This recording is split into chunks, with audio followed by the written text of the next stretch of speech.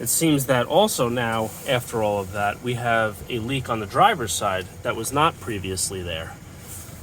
So before all that work, the driver's side never got wet, but it's clear that some of this might be, it's salty, it's absorbing moisture. I understand that. That's probably what's happening over here.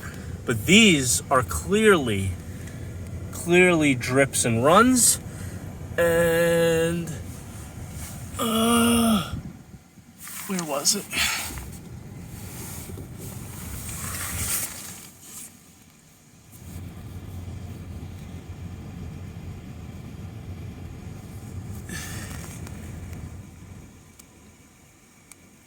There was something here I saw that seemed like water was getting in.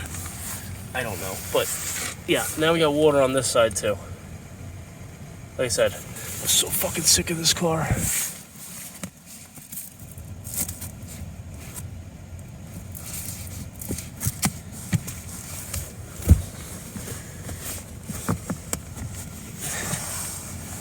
This all feels damp.